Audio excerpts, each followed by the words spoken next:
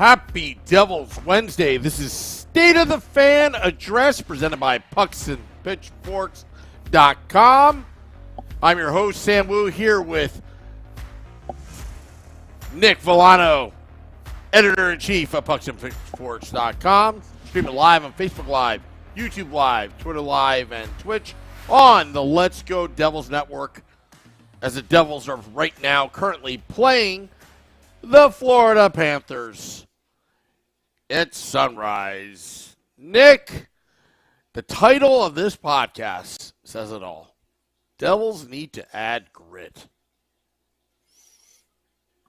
So let me ask you this, because I've heard this a lot. If the Devils add grit, what do you do when Bastian and Palat return? Then do you have too much grit? You never have. What is adding grit? I agree with you that they need to add a Ryan O'Reilly type. Like I'm completely on board with that. He's still so very good, and he adds that, that style that you're looking for, right? That's kind of what you're looking at. Or are you talking about like you want Mason Gerston to come back to the team? No, I'm really talking about mindset. Okay. It's not specifically a player, but I think it's deeper than just getting a couple goons to goon it up or whatever. Besides, the game isn't played like that anymore. But it's just the mental toughness. I honestly think, and again, this is impossible, but I hate to point fingers, but I think it starts from the top. I think it starts from the ownership group. Because for the longest time, there has been the lack of accountability. It's been a tremendous amount of patience. It's been, well, at least for the Devils fans, being very patient for something to happen. And it just seems like we've been sold a bill of goods this whole time. And really, this team is very soft because it seems like they're kind of coddled at times. And when Nico Hischier took a lot of those shots from the Panthers on his own home ice, the Devils' response time was, it should be as quick and swift. And when you don't do that, what happens is, in my opinion, is they allow it to happen, and suddenly it's a blueprint that other teams want to participate in, something that works. And again, they're not holding the other team accountable because within the organization, I don't think anybody's held accountable. That's my thing. Yeah, and I see where you're coming from because it does seem like the Devils have lost these games kind of similarly. Right? No, I'm saying that. Like, it seems like the Islanders kind of gave a blueprint and everybody started playing them that way. So I could see where you're coming from with that. I'm just worried about some of the names that people are bringing up when it comes to grit, and the Devils are losing again. Yeah, doesn't surprise me. Here's what I'm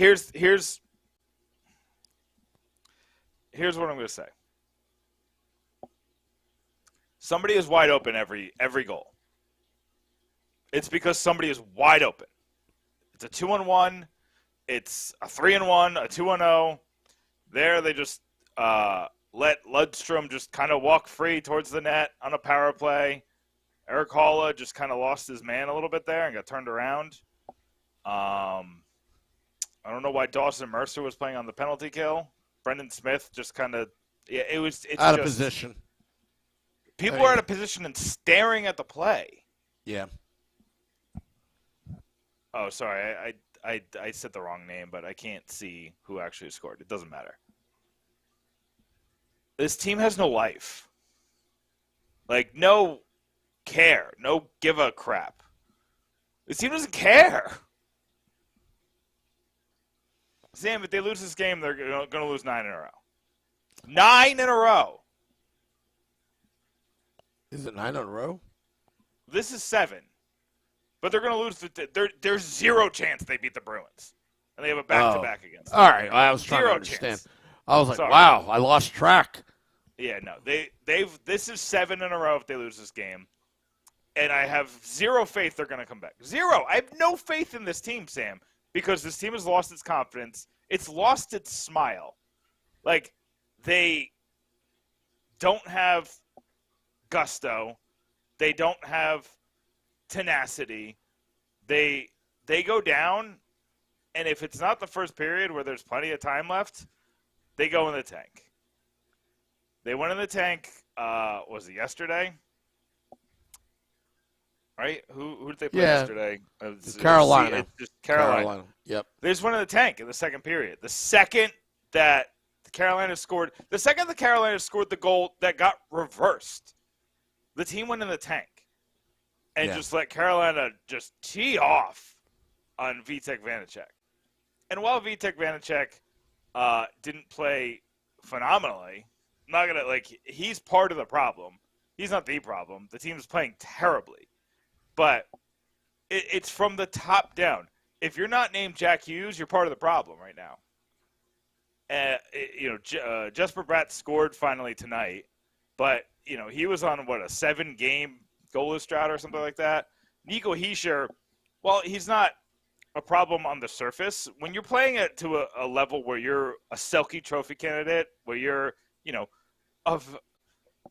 some people talked about being in the Hart Trophy conversation. I don't know if I'd put him there exactly. You needed to see it more. And then you see this, where he's been a above average player, but you need more from your captain. You need more from everything.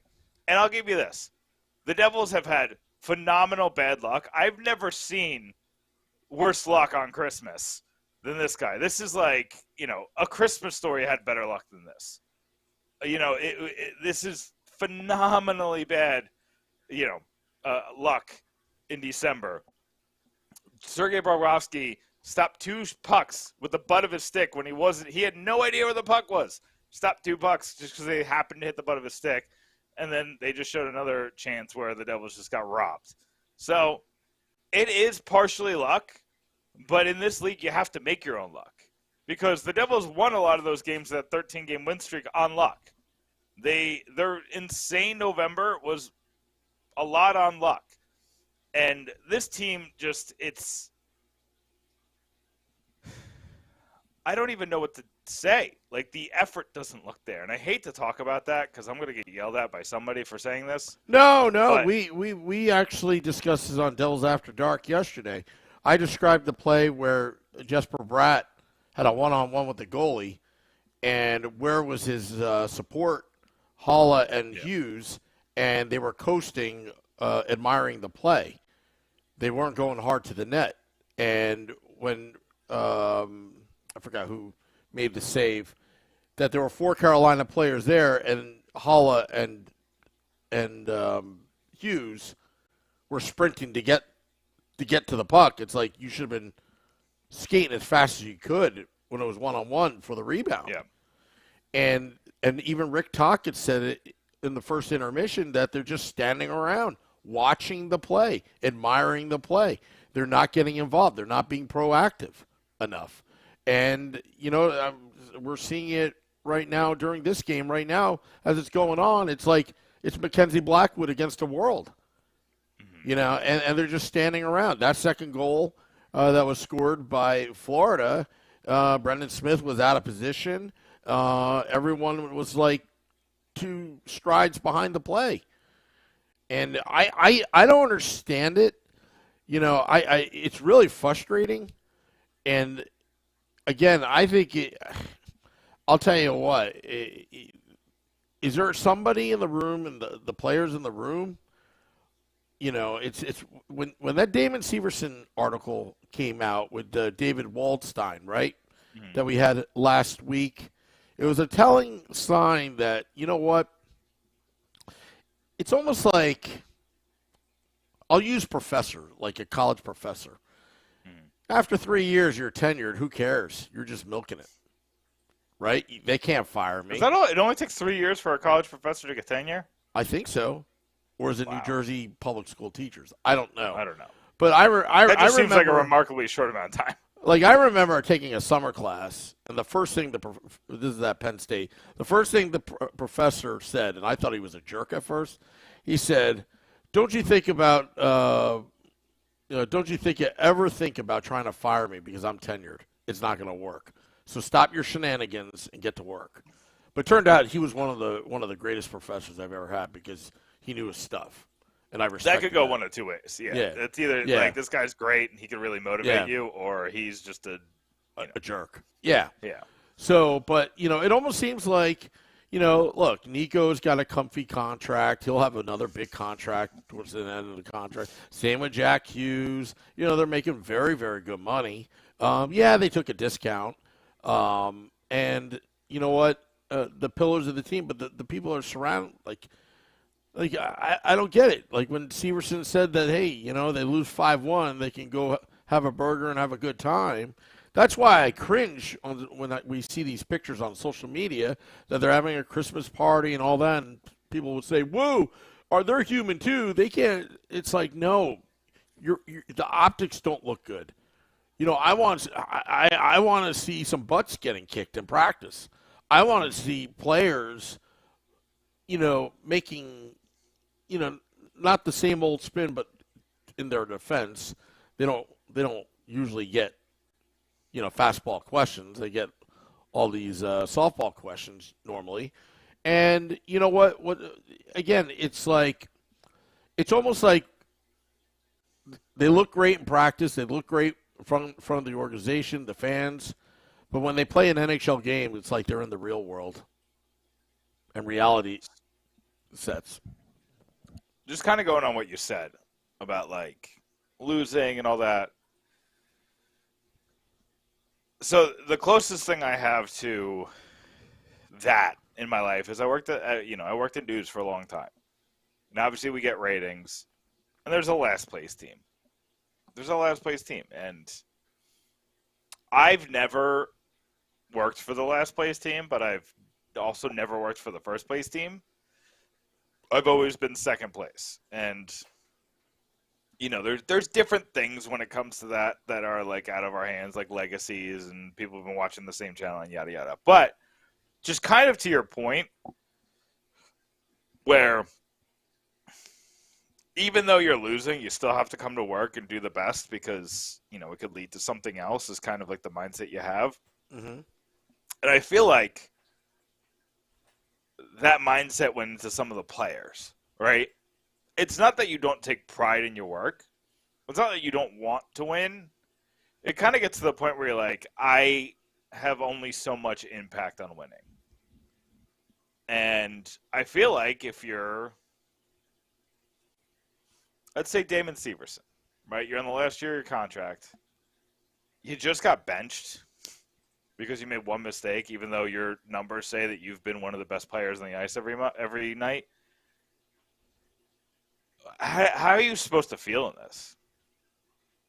Where you're like, I could only do so much, right?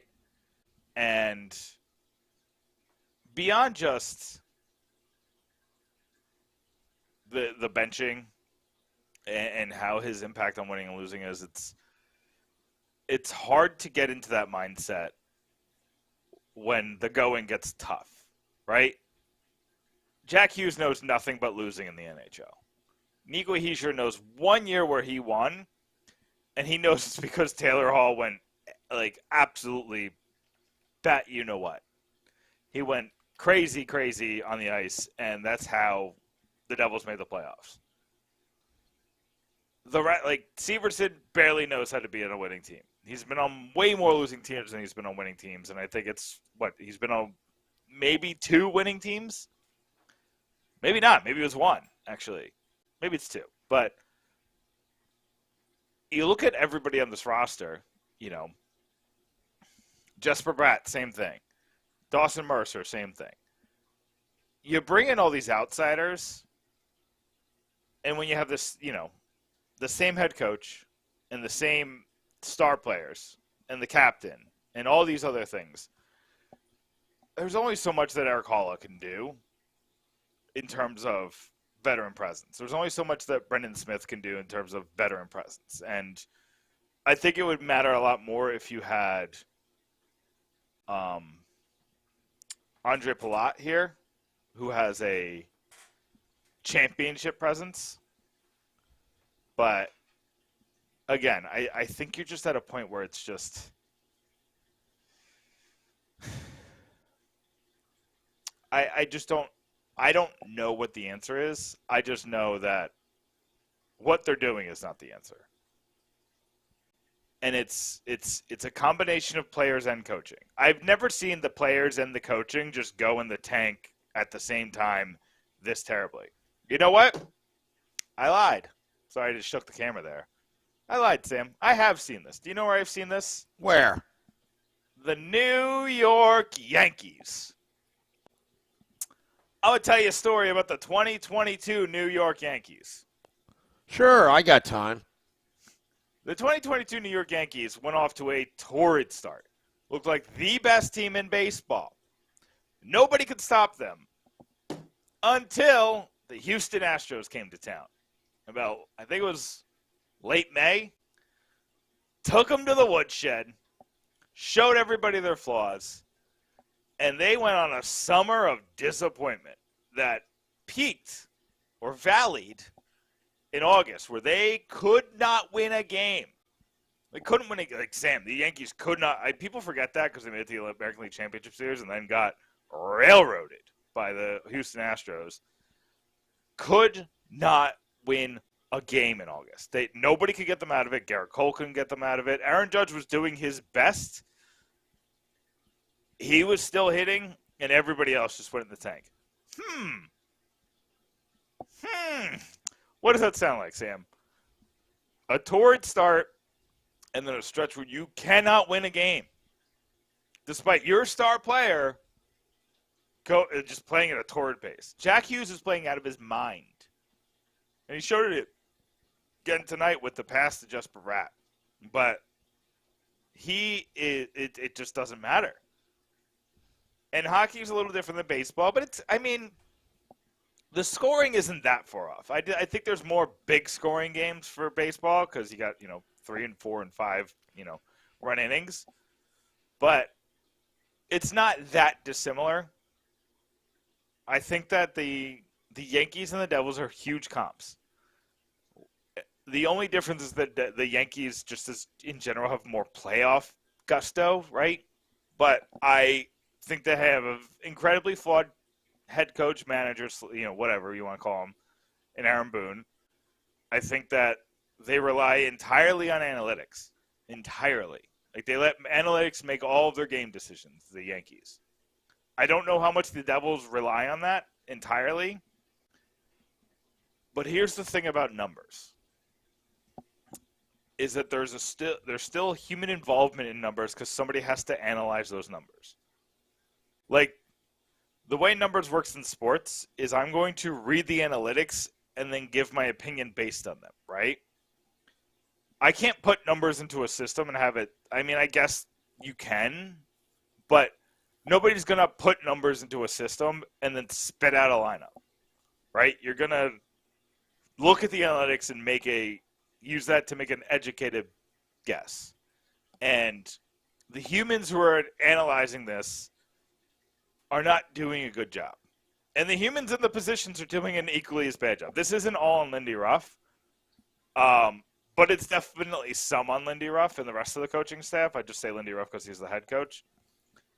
And it's also definitely on the players. Like, Nico Hischier has to lead by example.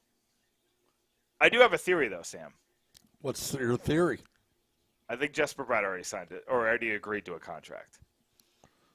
And I think that's why either the pressure of the money, knowing he can't sign it until January, but knowing what the money that's coming, or the fact that, that pressure's kind of gone, that motivation's gone, and now, you kind of take a step back and you're like, you look at I can't tell you another reason why he went from best player in the league, Jesperi Brett is the best player in the league, right? Whatever. To this. He's tenured. He's tenured. He's tenured. He's got his guaranteed money. I think that Tom Fitzgerald put a number in front of him and they shook hands. That's what I think. That's what I don't have insider knowledge. I'm not going to. That would be a great headline on pucksandpitchforks.com. Did Jesperi Brett already have an agreement or already have an extension with the Devils? It would be clickbaity, that's for sure. I would get a Oh, lot of yeah. clicks. Yeah, and if I were to write that article, the full disclosure, I just like Nick, I don't have any evidence. But use the analogy. He's got guaranteed money. And we're there. You know, he's allowed to sign his contract in 10 days. 11 days. 11 days. He's allowed to sign his contract. I bet you they wanted to just announce it on January 1st, but I bet you they're going to wait now. Yeah. Everything is so strategic when the Devils announce anything. Yeah. Yeah. Unless they win tonight, they beat Boston twice, in Pittsburgh. On January 1st against the Carolina Hurricanes, Jesperi Brett signs an 8-year deal worth over $64 million. It's be over. I don't think they're going to pay him more than Jack Hughes. I think he got the Jack Hughes contract, and they're going to call it a day. 8 by 8. I would say 8.8 by 8. You think they're going to pay him more than Hughes? Yep. I think they will. But not by much. I think that they would pull some shady stuff right now, and they would renege on that at this point. If he played like this, they're giving him close to $9 million, and he plays like this. Well, this is what's going to happen. Yeah, we looked at your X-ray, and what's this? And then another team's going to swoop in. Oh, they're going to pull a Correa? Do you have Correa on the mind? Yes. They're going to be like, I really regret this contract, and you don't pass a physical. Well, I actually talked to Vinny Parisi today, and he said that he was up in the middle of the night. Right before he went to bed, he saw that come over, Heyman's article, and tweeted it out. And I said to Vinny, Vinny, why didn't you call me? You want me to call you at 2, 3 a.m.? But then I really thought about it. It's like anytime somebody calls somebody at 2 a.m., 3 a.m., it's either they're drunk or something serious really happened. Yeah. I saw that. Like, I woke up this morning. I think, what time did I wake up? I woke up at like 7 or something. I looked at it. I was like, but again, the Giants. I mean, you got to feel for the Giants fans. They had Aaron Judge for about 7 or 8 minutes. And they had Carlos Correa for when did they, wasn't that like days ago that they agreed to that contract? Yeah. They announced a press conference. Yeah. That's wild. Yeah. How much are tickets going to be to the Mets games this year? Like $200, $300? You know what? I hate to say it. If Steve Cohen has to charge $20 for a hot dog, I'll pay it. That's funny. Just not so many times, but I'll pay it. I'm not going to complain. I mean, anytime an owner that invests top dollar into their team and charges an exorbitant amount, you can understand. But last season at The Rock had the highest prices across the board, but the Devils really didn't spend.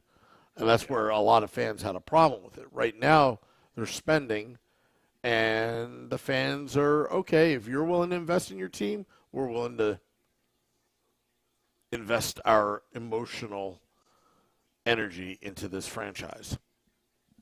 And the crowds have been pretty good this year. Yeah. You know? I think they're going to go in the tank because they're losing again.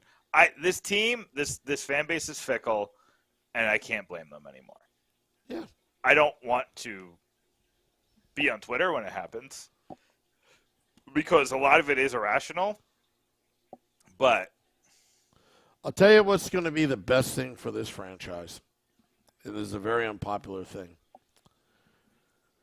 I think the best thing for this franchise is that the Devils don't make the playoffs this season.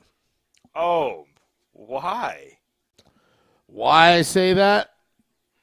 Because I think we saw what the future looked like back in November. But obviously there are a lot of missing things inside that locker room. And I've always been a good believer, like Walt Disney, that you need a good heart failure or several of them before you really How get many good. more times do they have to fail for you? They failed so many times. Well, Last year was a failure. yeah, well, I think they've improved, but the one thing that is lacking is what we first started off the podcast about. I think the culture, I think the culture is very coddled, to be honest, and that needs to change. I mean, it may be But not okay, in their personalities, but wouldn't it be great if Joshua Harris went in the locker room and just chewed everybody out, including coaches only? but isn't that Lindy Ruff's job? Yeah, it is Lindy Ruff's job, but I always believe that ownership has a huge role in these championships. When like look what happened to the Flyers. Ever since Ed Snyder passed away, they sold the Snyder family sold it to corporate, basically NBC, that Comcast conglomerate. And look where When did Ed Snyder die? Didn't Ed Snyder die in the in the early 2000s? he died in 2017 or 2018. Oh. Shane Gostisbehere, Well, Sam, that was 40 years almost since they won their last championship. yeah, but they were always Oh, competitive. okay. I mean, we're talking. I mean, you want to. The Harris Blitzer regime reminds me of the Detroit Lions for so many years. Just goes nowhere. Although I think the Lions are doing well now. I think I think they figured it out finally. It's just going to take some time, but like the Harris Blitzer regime again it's a lot of promises, but a lot of promises unkept so far. And up until that winning streak, and I don't want that winning streak to cover up what the real problem is.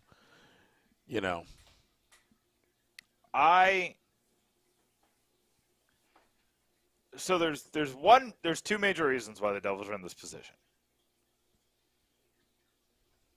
One is the moves of Ray Shero from 2018 to 2019. From the trade deadline to the end of, December 2018. And there's good and bad in that, but there's a lot more bad in that specific period. That's a specific window. The Taylor Hall trade was great, but what preceded it was so terrible. The PK Subban trade, the Michael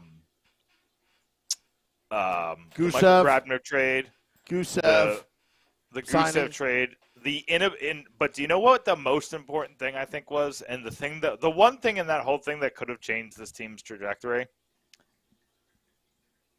It was his inability to sign Pat Maroon. We forgot that Ray Shero put a 3-year contract in front of Maroon for big money and could not convince Maroon that it was a better situation than taking the minimum from his hometown. And I get there's kids involved. I get Maroon's a different cat. But there was something that Shero could have done to get him to say yes. And Shero just wasn't willing to go there. Right? Well, Maroon's a smart cat, by the way. He made the right decisions. I'm not saying Maroon made the wrong decisions. He definitely made the right decisions. But that's a move. I'm all hot takey tonight. I'm back to hot takes because the team loses all the freaking time. Yep. But Pat Maroon was the deal that got away for Ray Shero, and if he signed Maroon, I think he's still here. I'll go that far. I think Ray Shero is still the general manager of the New Jersey Devils if Pat Maroon. And what kind of player is Pat Maroon? Very interesting. He's a gritty player. Exactly. He is a gritty player, but he brings a lot more to the table than just grit. He is a well-rounded player. How about that? And that's why I want Ryan O'Reilly. Because Ryan O'Reilly brings that grit, but he brings so much more to the table. He's a center. He can still score. He's somebody you could put on the penalty kill, the power play, he can get into a fight, but he can just as well snipe a corner. Mm-hmm. He's the I've always wanted Tarasenko. He was the guy I thought would round out this team. But now that it seems like Ryan O'Reilly's available, that is the player. I'm like, that is the guy that comes in this locker room, whips them into shape. He's the Blues captain right now. He's the guy he brings so much to the table. Leadership, grit, ability. He's a top 6 forward. And you can play him. I mean, I remember when we talked about this with help me out, Sam. Who did we talk to about this? Who talked about it was your friend from Sirius. What, Scotty? No, your friend from Sirius. You were so excited when I had him on the podcast. His name's escaping me. Oh, Joe Yerdon. Yeah. So we had Joe Yerdon on to talk about. He wrote about how the Devils are a good team for a Ryan O'Reilly trade, and it's just it makes so much more sense now, and we see why we needed it, right? Yep.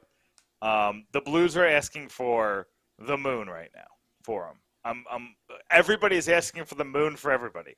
Why the Devils aren't making a trade right now when everything's going wrong? One, there's a roster freeze right this second, but even before Christmas, the Christmas roster freeze, why are the Devils not making a move right now? Because everybody is asking for the moon for everybody because they can. There's no rush for the St. Louis Blues to just give up on the season. There's no rush for the San Jose Sharks to trade Timo Meier. There's no rush for, whoever. The Senators to give up, whoever you think is oh, wow. Did he save that? Wow, Mackenzie Blackwood just made a ridiculous You save. can't say that when I'm on a 7-second delay before you. I'm sorry. Well, I asked a question. I can do that. Yeah. People are asking why we're going live during a game on the YouTube Live. Are you new here? We've been doing this. We've been doing this for a while. I mean, if there's a scheduling conflict, we still do the podcast. There's no excuses. We don't preempt ourselves. The Devils know what time we go on air. Yeah. That's why the NHL arranged only five dates. 5 Wednesdays. Yeah, and 3 of them are starting tonight. They're even our freaking row. Yeah. So it's going to be a little weird. We'll make it work. And you know what? We'll end the podcast here and get everybody back to your precious game where we're losing. But yeah, I mean, Sam, listen, here's the thing. I don't have anything to plug. I'll plug Dan Rice wrote a really good article about Scott Wedgwood today. Go and read the Scott Wedgwood article. Jersey Joe wrote a couple articles. He's got something up on pucksandpitchforks.com right now. Vinny's been writing. We got articles up there. We got things to make you happy. Jersey Joe wrote about gritty players he wanted to trade for. So that's a fun article. But yeah, I'm all in on Ryan O'Reilly. I wrote about it 2 weeks ago. Go find that on pucksandpitchforks.com because it's probably, I would probably write it a little differently today after a 6-game losing streak, which is looking like it's going to turn into 7. But wait, let's see. Sam, just let me know when those 6 seconds are up. Well, they already told me on the. We got a Bratter 2-goal performance tonight. Yeah. I told you he just needed to get the rust off. He was a little excited. He probably celebrated too much of that new contract that he signed. I don't have any insert info. I don't know that for a fact, but no. What's happening is we called him out that he's tenured right now, and that's why he's been. He's like, oh yeah, dogging watch it. This. Yeah, yeah. Ruining Bob Rossi's life tonight. Yeah. All right. Well, Sam, let's let everybody get back to the game. What do you have to plug? Just got one question. I really don't have anything to plug other than Devils After Dark after the game. Scotty is here, XM, Liquid Metal, and I will recap the game that was. But I also want to just say that I've seen a lot of YouTube Live videos of people just watching the game and having a Manning cast. So it's very typical, folks. That's why I was just. I also wonder how that's allowed. I don't know either, but we'll find out. The game's tied 2-2 at this point. We'll see you at Devils After Dark after the game. Till next time, let's go Devils.